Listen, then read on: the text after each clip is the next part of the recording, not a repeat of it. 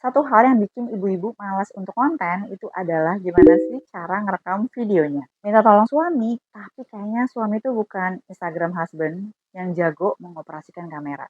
Mau rekam sendiri, emangnya bisa? Jawabannya bisa banget. Cukup dengan menggunakan alat-alat konten ini, kamu udah bisa bikin konten sendiri tanpa bantuan siapapun. Hari ini aku akan kasih lihat gimana sih cara aku ngevlog sendirian tanpa bantuan siapapun dan menggunakan HP aja. Jadi aku yakin kalau aku bisa, kamu juga pasti bisa. Ayo kita mulai. Halo semua, nama aku Lia. Di channel ini aku banyak share tentang kegiatan aku sebagai ibu rumah tangga sekaligus konten kreator. Jadi kalau kamu adalah ibu-ibu yang pengen mulai konten, kamu sudah berada di channel yang tepat. Kalau kamu belum tahu kira-kira mau bikin konten apa, belum punya idenya, makanya kamu harus nonton video ini karena di situ aku kasih 10 ide konten yang gampang dilakukan untuk ibu rumah tangga yang sibuk kayak kita gini. Nah, kalau kamu udah punya idenya, sekarang kamu masih bingung, gimana cara bikin kontennya? Gak ada yang bisa aku mintain tolong untuk pegangin kameranya. Nah, artinya kalau gitu, kamu tuh harus tahu gimana sih caranya merekam diri sendiri. Kenapa? Karena jangan sampai kamu gagal konten karena nggak ada orang yang bisa kamu mintain tolong untuk bantu merekam video kamu. Sejak pertama konten, aku tuh udah terbiasa bikin konten sendiri tanpa bantuan siapapun. Dengan cara ini aku jadi terbiasa bikin konten secara konsisten tanpa harus bergantung dengan orang lain. Sekarang aku ngerasa kalau bikin konten hanya dengan menggunakan HP itu jadi lebih praktis. Tanpa harus setup yang ribet-ribet, nah kita udah cukup bisa menghasilkan konten yang bagus. Sebenarnya konten dengan menggunakan handphone aja itu sudah cukup ya untuk menghasilkan gambar yang bagus.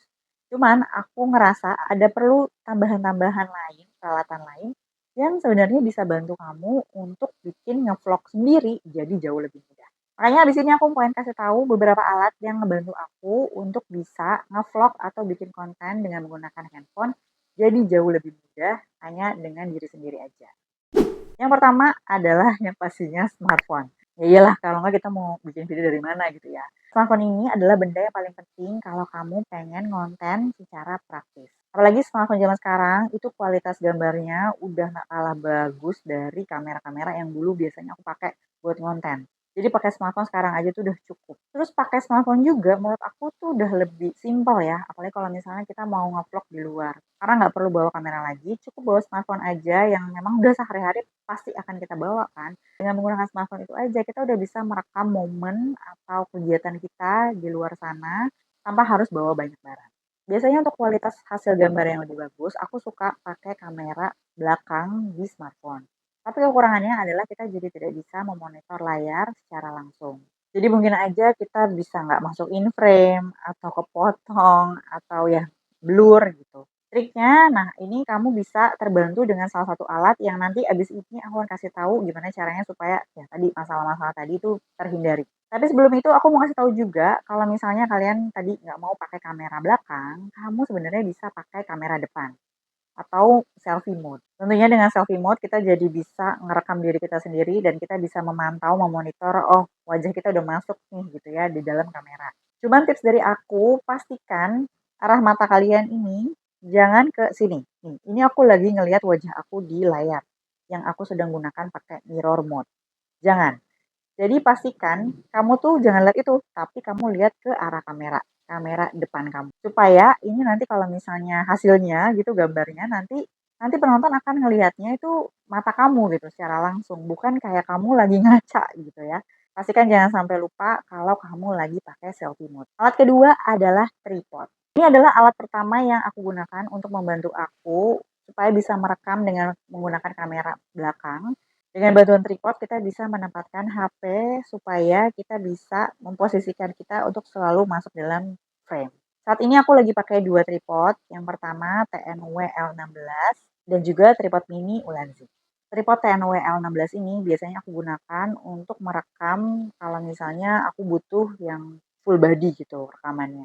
Karena dia tuh bisa ditinggiin, dipendekin, terus juga dia ada fitur Bluetooth-nya. Jadi kalau misalnya dari jarak jauh aku bisa merekam sendiri hanya dengan menggunakan remote. Aku udah pernah review produk ini secara full, kalian bisa lihat detailnya ada di video yang ini. Cuman sayangnya si tripod ini tuh menurut aku agak berat, walaupun nggak berat banget, tapi dibandingin sama mini tripod dari Ulanzi ini, dia ada beratnya lah gitu. Jadi misalnya kalau aku butuh shoot yang nggak perlu sampai full body gitu, aku biasanya pakai si yang Ulanzi ini.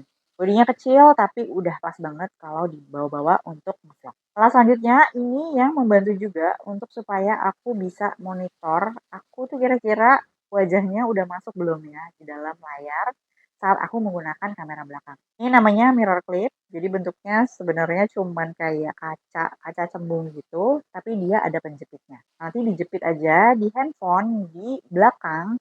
Jadi pada saat kamera belakang kita lagi ngerekam, kita bisa lihat nih wajah kita ada di kaca itu.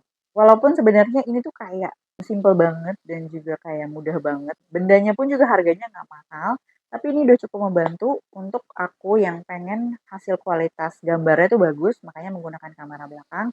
Tapi tetap bisa tahu nih kira-kira nih wajah aku masuk nggak ya, in frame nggak ya ke dalam layar. Jadi aku nggak perlu bolak-balik cek lagi kira-kira aku udah masuk atau belum. Kalau misalnya mau lebih aman lagi, teman-teman bisa diubah modenya jadi lensa yang 0,5. Jadi itu semakin luas lagi area jangkauan si kameranya yang akan terekam gitu ya. Dan itu pastinya ya wajah kita pasti akan masuk ke dalam layar. By the way, semua produk tadi yang udah aku sebutin ada linknya belanjanya ada di bawah, teman-teman bisa lihat aja.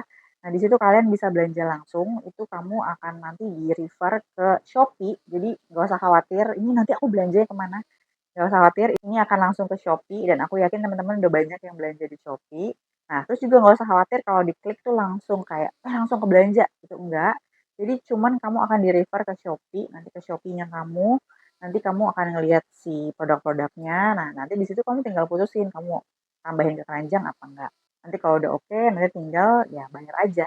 Tuh, pokoknya kayak biasa lah kalau kamu belanja melalui Shopee. Jadi sekarang enaknya nih kalau misalnya kalian nonton YouTube, ada benda-benda yang menarik banget, kamu udah bisa langsung klik linknya dan belanja langsung ke Shopee. Jadi nggak perlu cari manual lagi di Shopee. Simple banget kan? Dengan 3 alat tadi, ternyata bikin konten sendiri itu gak susah loh. Nggak perlu pakai alat yang mahal, cukup pakai alat yang ada aja. Bahkan tadi beberapa yang aku share tuh juga ada yang murah banget harganya. Jadi yang penting adalah kalian mulai dulu aja kontennya. Jangan ditunda-tunda, jangan bergantung sama orang lain. Karena konten sendiri itu udah bisa banget. Bahkan aku nih ya, kalau lagi keluar aja, aku tuh nge-vlog bisa sendiri loh, tanpa bantuan suamiku atau orang lain gitu. Aku udah pernah bikin videonya, gimana sih caranya aku nge-vlog di luar dan peralatan apa aja yang aku bawa. Karena pas nge-vlog di luar tuh aku pengennya nggak bawa barang banyak, jadi bawa yang seadanya. Kalian bisa langsung lihat aja video itu, jadi mungkin bisa dipraktekin pada saat teman-teman lagi jalan-jalan sama keluarga. Kalau video ini membantu teman-teman, jangan lupa di like dan subscribe karena di setiap minggunya aku akan ada video-video serupa seperti ini yang membantu teman-teman yang pengen mulai konten tapi nggak tahu gimana caranya. Makanya jangan lupa di subscribe ya. Dan terima kasih udah nonton dari awal sampai akhir. Kita ketemu lagi di video selanjutnya. Bye.